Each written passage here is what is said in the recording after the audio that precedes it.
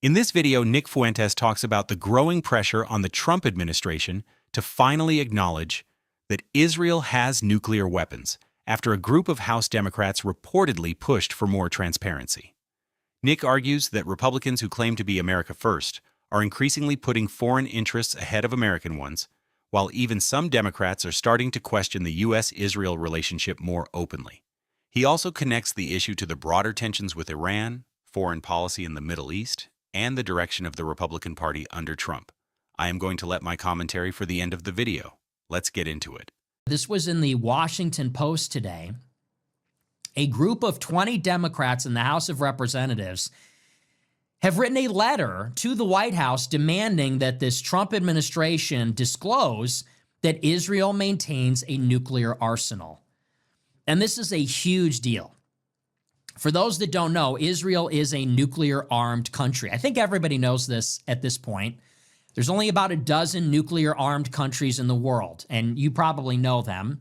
It's the U.S., Russia, China, France, the United Kingdom, India, Pakistan, North Korea, and Israel. But the difference is, unlike all these other countries, every other country in the world discloses and acknowledges that they have nuclear weapons. We know that France has nuclear weapons because they have declared them. We know that Russia has nuclear weapons because they have declared them. And so everybody knows what everybody has. The one country that this does not apply to is Israel. Israel has, since the mid-1960s, okay, so for 60 years, Israel has maintained a clandestine, undeclared nuclear arsenal. We don't know the exact size, but it's estimated to be anywhere between 200 and 300 nuclear bombs, nuclear warheads. And they have two methods of delivery. They have missiles, they're Jericho missiles, and they have submarines. There's speculation that they have submarine-launched ballistic missiles that can carry a nuclear warhead. So people talk about the means of delivery. Israel's got 2 out of the 3 in the nuclear triad, the other being a strategic air force. Israel does not have that. So it is known, by the way, in the international community, and it is established and it's known among the public that Israel has nuclear weapons. But it has never been officially disclosed by Israel, and maybe more concerning, the United States has never acknowledged that Israel has a nuclear weapons program. And this has been a matter of policy since the Nixon administration. President Nixon and Israeli Prime Minister Golda Meir came to a secret agreement in the late 1960s that the United States would effectively participate in Israel's strategic ambiguity, meaning Israel would never declare its nuclear weapons program, and we would never snitch. We would never acknowledge that they have nuclear weapons, even though everybody knows that they do, and we know that they do. We won't talk about it. And why is that the case? Well, Israel does not want to declare their nuclear arsenal because they want something called strategic ambiguity. They want their neighbors and their rivals in the Middle East not to know whether they have nuclear weapons or how many nuclear weapons they have or where they are or how they can deliver them. And why would that be beneficial for Israel to maintain this ambiguity? So that all these other countries would be a little bit more careful. A nuclear country realistically cannot lose a war. And it doesn't mean that they literally can't lose. It means you don't want them to lose a war. Because if a nuclear country loses a war or is at risk of losing a total war against a non-nuclear country, well, the nuclear country will use its nukes. So let's say, for example, that Syria and Egypt invade Israel, and Israel fears that it might lose the war and become occupied and maybe erased from the map. Well, then Israel will use their weapon of last resort and they will just nuke Egypt and Syria. And that came very close to happening in the Yom Kippur War in 1973. Syria and Egypt simultaneously invaded Israel. Israel was caught completely by surprise. They were late in mobilizing their reserve ground forces, and it looked like maybe Israel might fall. Israel was begging the United States for support. We were dragging our feet. And so what did their prime minister do, Golda Meir? she exposed their nuclear weapons in full view of our satellites for us to see. And the implication was that if we didn't airlift supplies to Israel, that they would use their nuclear weapons against Egypt and Syria, which we definitely did not want to happen. So then we launched the biggest airlift of weapons and supplies to Israel since World War II, or maybe in history. I don't know exactly the numbers. But that is part of their ambiguity. They don't want other countries to know what they're capable of so that they're not going to push Israel too far. They might not want to win so decisively. They might not want to threaten Israel too much. It is to create uncertainty so that in order not to risk miscalculation, their rivals will be less aggressive. Let's say in a modern context, if Saddam Hussein does not know where Israel's red line is, when they're going to use their nuclear weapons, Iraq has to do some guesswork. Where is that red line? Is it here? Is it there? And obviously, if you don't want to get nuked, you're going to be pretty conservative in your calculations. If you're guessing where that red line is, you don't want to say it's too far when actually it's closer because you don't want to trip it. You don't want to cross the threshold. So that means that Iraq or Iran or any other adversary, they're going to be a little bit less aggressive to prevent a miscalculation that results in them being hit with a nuclear strike. So this is the thinking here. And the United States will not acknowledge their nuclear program because we're helping them. We are, in a sense, helping them maintain this deception. We're helping them maintain this ambiguity for their benefit. And it's not really for our benefit. It's actually better for the United States that every party in the conflict knows where the red lines are. It's also actually better for every party, including the United States, to know what Israel has in the context of a nuclear negotiation. So let's talk about, for example, the negotiation over Iran's nuclear arsenal. Why does Iran seek a nuclear hedge? Why do they want centrifuges? Why do they engage in nuclear enrichment? Why are they enriching uranium to weapons grade? It's because they fear that Israel and the United States will attack them. Israel and the United States are nuclear powers. So in order for Iran to deter an attack from nuclear armed powers, they have to achieve parity. They have to get on our level and have the same strategic capability, which is a nuclear arsenal. Or at the minimum, 80% of the way towards a nuclear arsenal so they could quickly build one. So you could say, in a way, that the only reason Iran wants a nuclear weapon in any scenario is because Israel already has one. And that actually would be good for everybody to know. How can we convince Iran that they cannot have a nuclear weapon? You have no right to enrichment. You have no right to nuclear, highly enriched uranium. You have no right even to a nuclear weapon, but Israel does. Israel does, but we won't acknowledge it. We're going to be complicit in their illegal, undeclared nuclear weapons program, but you can't have anything. You can have a peaceful nuclear program. You can have enrichment at any level. You can't have a centrifuge. You can't have weapons. Forget even about that. It's just not even honest. So it impedes the ability of countries in the Middle East to calculate effectively, and it also is hindering diplomacy. So to this end, a group of 20 Democrats have written a letter to the White House, and they have said, for these reasons, this policy needs to end. This is not America first. This is helping Israel at our expense. This is helping Israel at the expense of actually every country in the Middle East.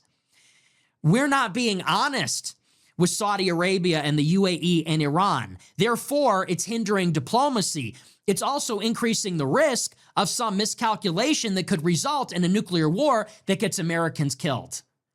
So the Democrats are demanding that the White House change this policy of ambiguity and acknowledge Israel has nukes. And this is a story from the Washington Post, or pardon me, I think this is from another source quoting the Post. It says, a group of House Democrats is urging the Trump administration to publicly acknowledge Israel's undeclared nuclear weapons program. In a letter to Secretary of State Marco Rubio, more than 24 lawmakers led by Representative Joaquin Castro say that Washington's silence on the program is indefensible amid the war in Iran and the acute threat of military escalation. The lawmakers wrote, quote, the risks of the risks of miscalculation, escalation, and nuclear use in this environment are not theoretical. Congress has a constitutional responsibility to be fully informed about the nuclear balance in the Middle East, the risk of escalation by any party to the conflict, and the administration's planning and contingencies for such scenarios. Israel does not acknowledge its nuclear weapons program built in secret beginning in the late 1950s and has no publicly stated doctrine on how it might use those weapons. Castro, in an interview with The Post, said the United States should not refuse to disclose this information about a foreign nation simply out of courtesy when there is so much at stake for our own service members, our economy, and the country.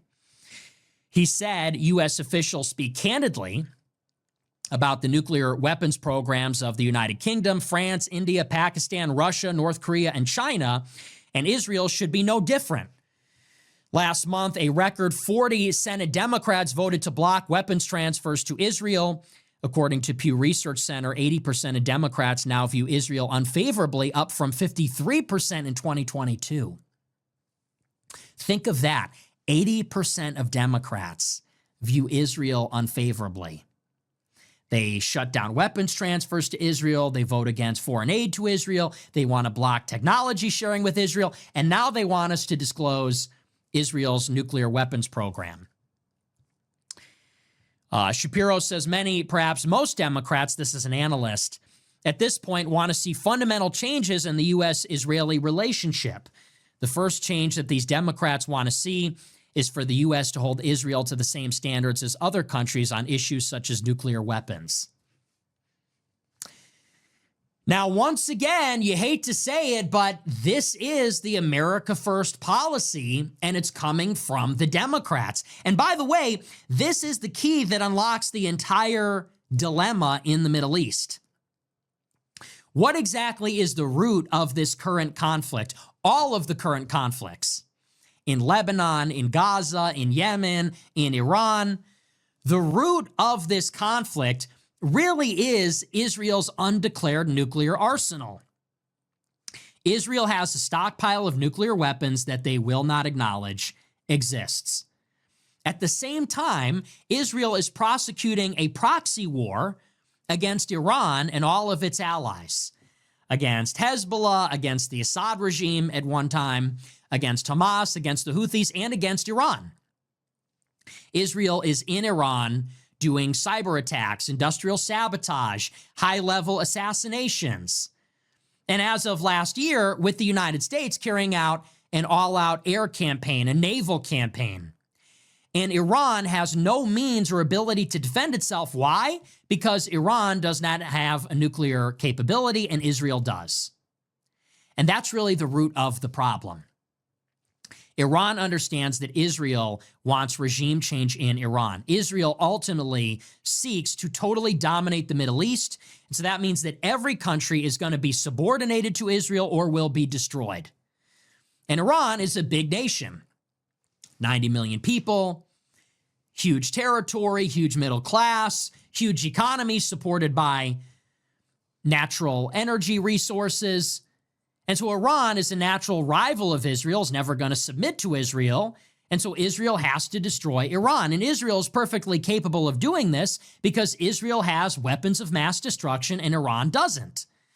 So this is why Iran is in this push to maintain some kind of nuclear hedge. This is at the center of this three-way problem between Israel, Iran, and the United States. Israel pursues regime change against Iran. So Iran is in a race to a nuclear hedge. That race towards a nuclear hedge triggers a non-proliferation impulse from the United States. We cannot allow other countries to get nuclear weapons because there tends to be a domino effect.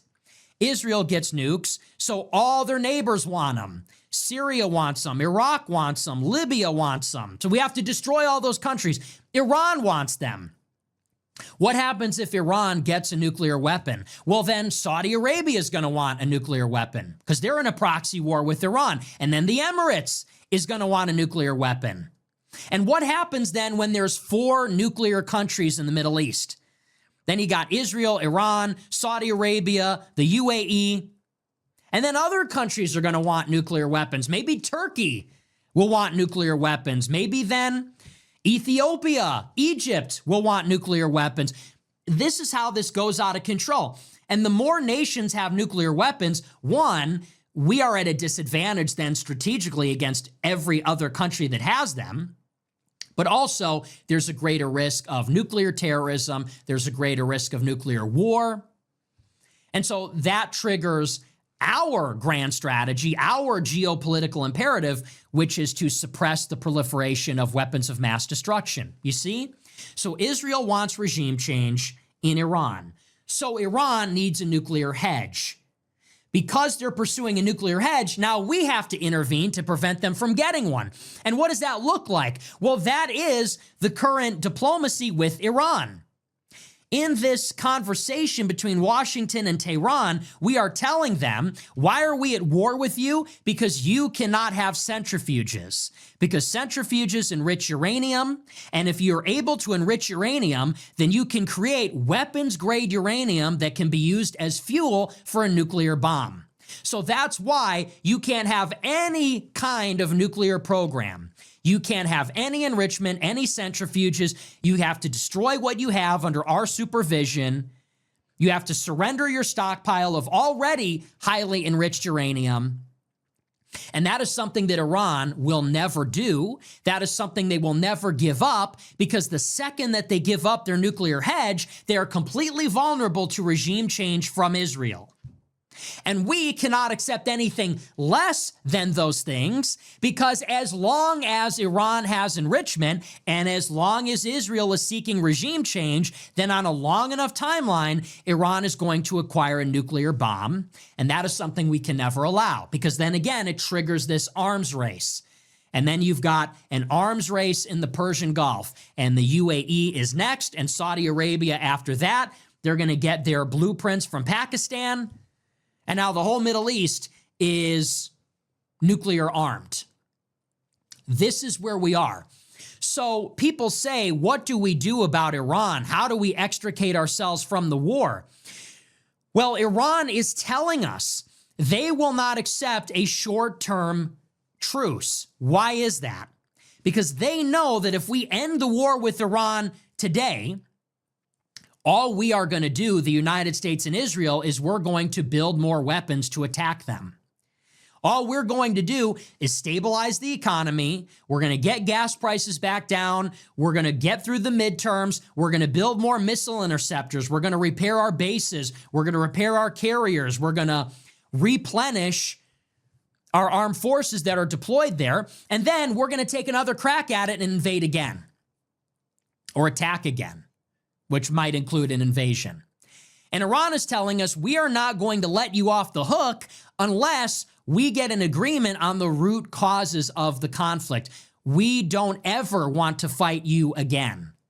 And what that means from Iran's perspective is an acknowledgement that they can enrich uranium, that they can have centrifuges. In other words, that they can have their nuclear hedge. And why do they need that nuclear hedge? Because they don't trust us, because they know that we can never restrain Israel, which is a nuclear-armed power. Iran doesn't know that Israel will never nuke them.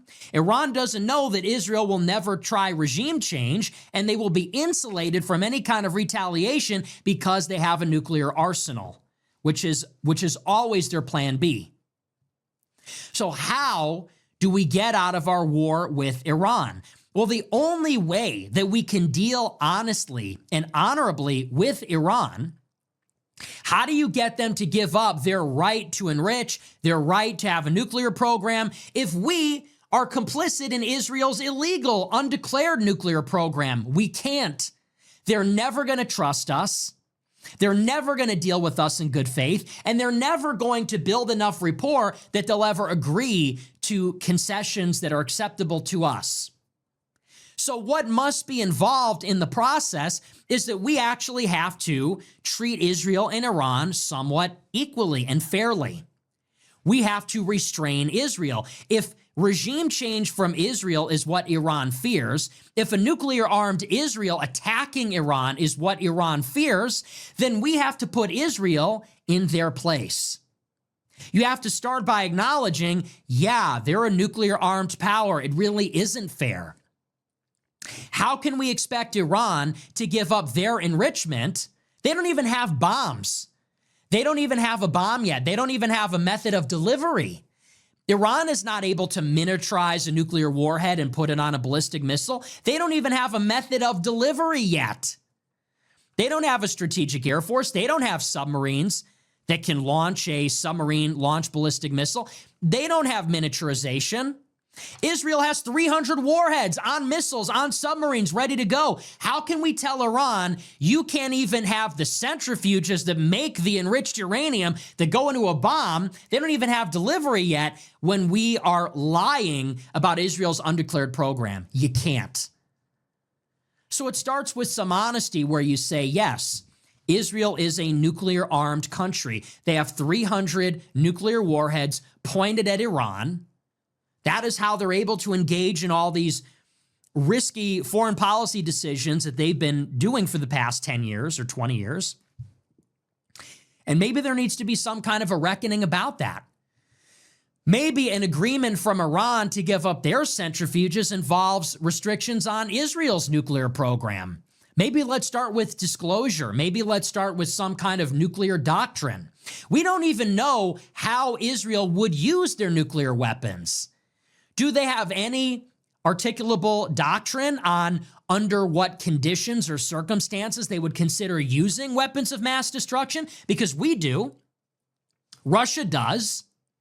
We promulgate a strategic doctrine that says only under these circumstances will we use nuclear weapons. And this is meant to reassure other countries with these world-ending weapons.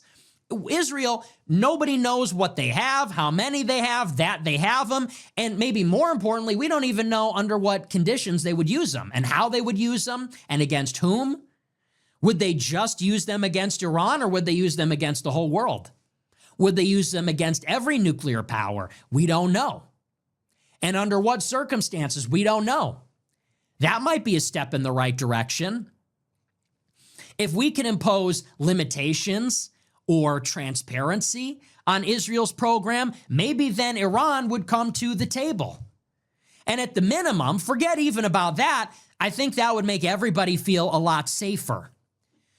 When Israel is bombing Iran and assassinating all their leadership, and when Israel is bombing their civilian infrastructure, and when we're bombing their military and we're bombing everything, and Iran is launching missiles at Israel's nuclear facilities, and launching missiles at Israel's population centers, it would actually be better for America and American soldiers and everybody else in the region to know at what point do those attacks trigger a nuclear response. That would be better for us to know, because that would make us safer. And that would make us better able to manage the situation and prevent it from escalating to a point where it becomes a nuclear confrontation. That would be safer for the United States, safer for the soldiers in the Middle East, safer for our other allies in the region, because we do have other allies, safer for Europe. And where is this policy coming from? It's coming from the Democrats. Could you even imagine Republicans sending a letter like this? Of course not. Who are the Republicans? Randy Fine, Lindsey Graham, Mark Levin, Laura Loomer, Donald Trump, Pete Hegseth, Mike Waltz is our UN ambassador. Would this ever come from the Republicans? It's time to acknowledge that from a national security point of view, the Democrats are at this point in time more America first than the Republicans. And that's a tough pill to swallow, but it's true.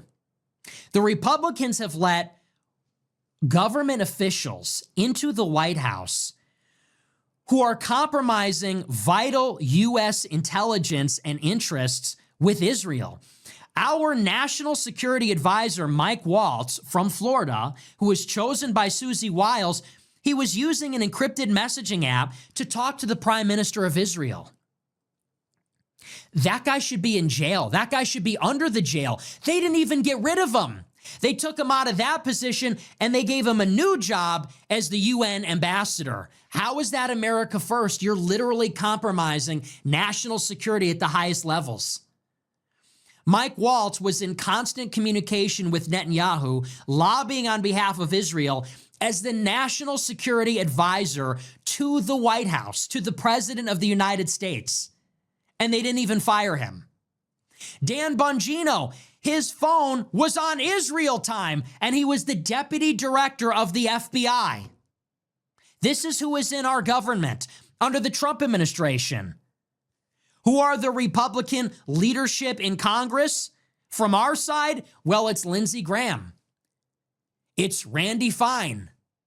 It's these kinds of Republicans. Whereas on the Democrat side, throughout Biden's term, you had Democrats that were trying to get a memorandum passed that we wouldn't give Israel 2,000-pound bombs, that we would review whether they were using the weapons we give them in accordance with the laws of war so that we could stop sending them every class of weapons that they're asking for. And there was enormous pressure inside the Biden administration to shut down their war in Gaza. We confronted Iran but never attacked them under Biden. We tried to negotiate a deal with Iran. And now there's 20 Democrats that want disclosure on Israel's nuclear arsenal. When will people acknowledge, let's just say it, the Democrats are more America first on foreign policy than the Republicans right now, bar for bar. All of that is true. Everybody knows the Republican Party is the Israel-controlled party. And it's not to say the Democrats aren't pro-Israel, because they are. And it's not to say the Democrats aren't influenced by Jewry, which they are. Of course. Jonathan Greenblatt at the ADL is a Democrat. So the SPLC is a very Jewish organization in bed with the Democrats. The Democratic Party is a very Jewish institution and very pro-Israel historically. But let's be honest, their electorate is 80% against Israel. And there is a progressive faction of the Democratic Party that wants to restrain Israel.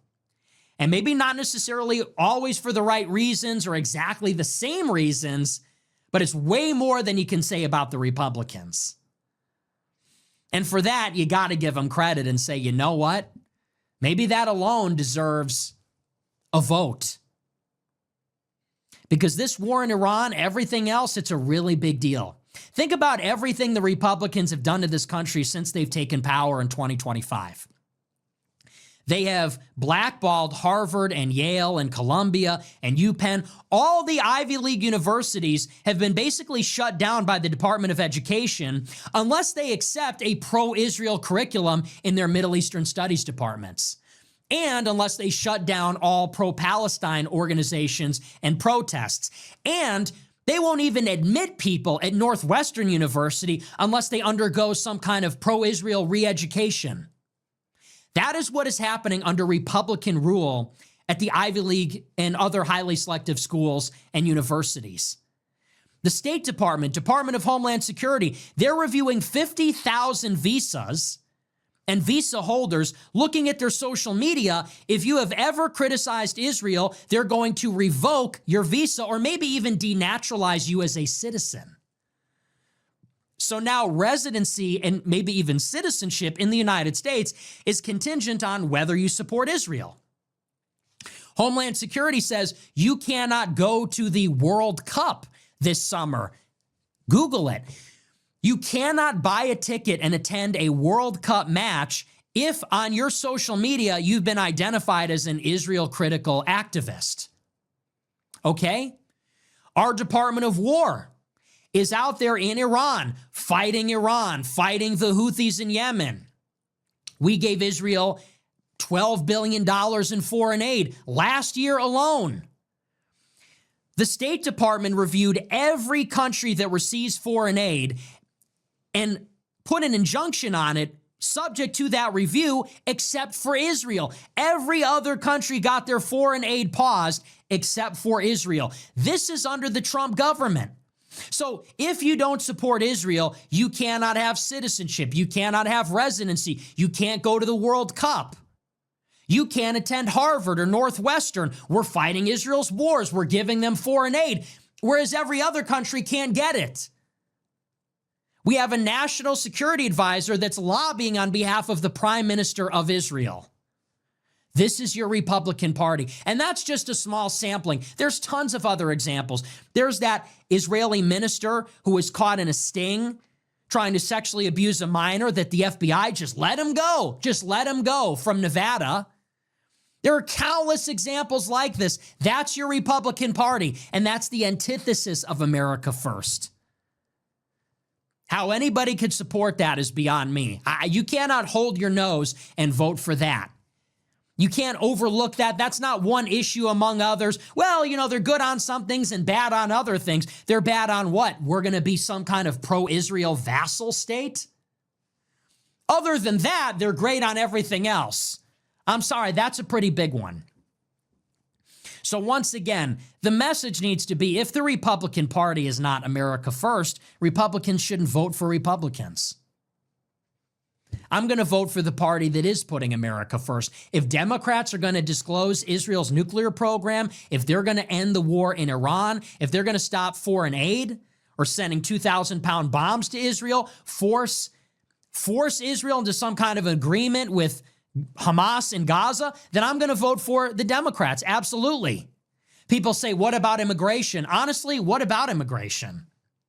You see anything about immigration these days, or is it all about Israel? When's the last time Trump posted something about immigration? All I see him is glazing Mark Levin and Laura Loomer and talking about blowing up Iran and annihilating Persian civilization. People say, what about immigration? Yeah, I don't know. Good question. Where are those mass deportations? I don't see them. Where is that border wall? It's still not built. And by the way, they're not going to build it. They're done with that. That's over. So there's just no more excuses anymore. I think that's over. So huge congratulations to the Democrats. See, this is what we need to see from Republicans. How hard is that? Where is the America First caucus in the GOP? There isn't. I think there's literally one. You got not Randy Fine. You've got Thomas Massie, and that's it.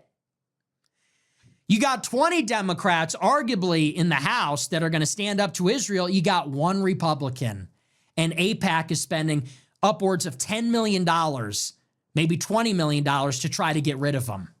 And Trump is working to make that happen, and so are many other Republicans. You got one. That's where we stand right now. So, big ups to the Democrats for trying to thwart Israel. I'm telling you guys, this is the new wave. It is what it is. This is where we find ourselves. And you know what? If we weren't in a war with Iran, maybe this wouldn't be as big of a deal. Maybe this would be less urgent. But that is where we find ourselves. It's affecting everything. It's affecting Ivy Leagues. It's affecting affordability. Gas is $6 a gallon because of this war. We're constrained in Taiwan because of this war. Republicans are going to get slaughtered in the midterms because of this war. People said, you're obsessed with Israel. It's not really that big of a deal. No, it's the Republicans' obsession with Israel that is sabotaging everything.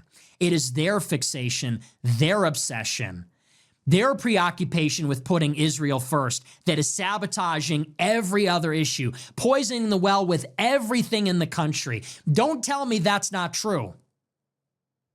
And even many Republicans agree. They're saying Trump is squandering the generational coalition he built, and in some sense, they're right. We could have been using this political capital for the mass deportations. If we're going to lose the midterms this badly, if Trump is going to have record low favorability, if he's going to have record low approval, if we're going to do this, right? If we're going to blow ourselves up, because that's what we're doing, Trump is more unpopular than he's ever been, more unpopular than Biden, more unpopular than he was in his first term. We're blowing the midterms. That's just not even going to happen. He has squandered his support with the podcast bros, with Hispanics, with Generation Z, with America First foreign policy people, with Muslims, with Catholics. If we're going to do this, if we're going to become that unpopular, why would we not blow our political capital doing the deportations? I mean, is that a crazy thing to say? If Trump is committing political suicide for a war against Iran, why would we not commit political suicide to achieve mass deportations? Didn't they tell us we can't do mass deportations because it's too unpopular? We can't do mass deportations. It's too unpopular. We looked at the data. We're losing the voters. The podcast bros are turning against us. We're going to lose the midterms, so we can't say the word mass deportations and we can't do them. Well, I don't know if you know this, but the war in Iran is extremely unpopular, making us lose the midterms, killing our approval and favorability. So if we're going to do it anyway, why not blow it on an issue that actually matters? You see what Trump will do for Israel. Why can't he do that for us? It's wishful thinking. You are not in love with Trump. You're in love with what you want Trump to be. You see? People are saying, well, we need to vote for Trump because of immigration. We're not getting immigration. That's never going to happen. You know, we're voting for Trump because even though he sold us out to Israel, we're getting immigration. You're not getting that. But you're not getting that, though. And then people make excuses. They say, well, we're not getting it because of this, that, and the other. It's like, did those excuses stop him from launching a war in Iran? No. So why do you accept those excuses for not getting deportations? You shouldn't. If he could blow it to topple Iran and not even get it, then why couldn't he blow it to get deportations? It's because they don't care. So let's at least get Israel restrained. And then once that happens, maybe the GOP can be liberated and then maybe it can be a nationalist party. I don't know. But I just want to vote for something that I actually agree with. I'm getting nothing from them. So that's your America First Democratic Party. How can anybody that's against Israel even argue with that? They're literally driving us into World War III. They're wrecking the fucking economy. They're blowing it for Republicans. I mean, this war is ruining everything, and it might even end the world. And Democrats are the only ones that are saying, you know, maybe it's time to acknowledge that Israel has the bomb. Let's see what the Trump administration says. Let's see what our America First Republicans have to say about that, because they do have to respond. But that's that. At the end of the day, this is the problem that more and more conservatives are waking up to, even if a lot of people still don't want to say it out loud. Americans were promised an America First movement. People voted because they thought somebody was finally going to prioritize American citizens over foreign interests, endless wars, global lobbying pressure, and establishment politics. They thought the focus was going to be on the border, on affordability, on crime, on national sovereignty, on rebuilding the country after years of chaos and decline. But instead, what are we watching happen in real time? Every major political conversation somehow gets redirected back toward protecting another country's interests, defending foreign policy taboos, policing speech, and making sure nobody questions the same establishment narratives that Americans are supposedly sick of. And honestly, that's why so many voters are becoming cynical. It's not because people suddenly became radical. It's because they're watching the exact same pattern repeat itself over and over again. During campaigns, politicians talk tough. They promise huge change. They talk about securing the border, ending forever wars, stopping corruption, standing up to the establishment, putting Americans first. Then the second they get into office, the consultants arrive, the donor class applies pressure, the media starts screaming, and suddenly all the bold promises start shrinking down into watered-down talking points and damage control. Meanwhile, regular Americans are still dealing with the actual consequences of bad policy. Housing is becoming impossible for young people. Inflation crushed the middle class. Entire communities feel unrecognizable compared to 10 years ago. Trust in institutions is collapsing. People can barely afford groceries, insurance, rent, or a home. But Washington always seems infinitely more passionate when the issue involves foreign policy or another international conflict thousands of miles away. That disconnect is what's driving the anger. It's not just one issue, it's the feeling that the political class has completely different priorities from the average American citizen. And that's what makes this whole debate so explosive. Because once people start asking why certain countries receive special treatment politically, diplomatically, financially, and even rhetorically, the establishment completely loses its mind. You're allowed to criticize America endlessly. You're allowed to criticize every Western country on earth. You're allowed to question your own history, your own borders, your own culture, your own people. But the second somebody asks basic questions about foreign policy consistency, nuclear transparency, or lobbying influence, suddenly the conversation becomes radioactive. That alone tells people there's something deeply wrong with the system. And conservatives especially are getting frustrated because they expected Republicans to actually challenge this structure. Instead, a huge chunk of the Republican establishment looks completely captured by it. They'll fight harder against anti-war conservatives than they will against the left. They'll spend more time attacking their own voters for questioning foreign policy than attacking the people who spent years undermining the country domestically. That's why so many younger conservatives feel politically homeless right now. They look at the GOP and see a party that still talks like it's anti-establishment while acting exactly like the establishment whenever real pressure appears. The reality is that Americans are tired of being managed. They're tired of being emotionally manipulated every election cycle. They're tired of slogans that disappear the second CNN writes a negative headline or donors start making phone calls behind closed doors. People want consistency. They want honesty. They want leaders who fight for American interests with the same intensity Washington uses to fight for everybody else's interests around the globe. And if politicians refuse to deliver on the issues they use to build their entire movement, eventually voters are going to stop believing them altogether. Once trust collapses, the entire political system starts looking fake, scripted, and hollow. That's the road this country is heading down if things keep going this way. If you made it this far, hit the like button, subscribe, and let me know in the comments if you think America First still actually exists in Washington, or if it's just become another campaign slogan politicians use to get elected before going right back to serving the same establishment interests. And if you want more content like this exposing what's really happening behind the headlines, make sure notifications are turned on so you don't miss the next upload.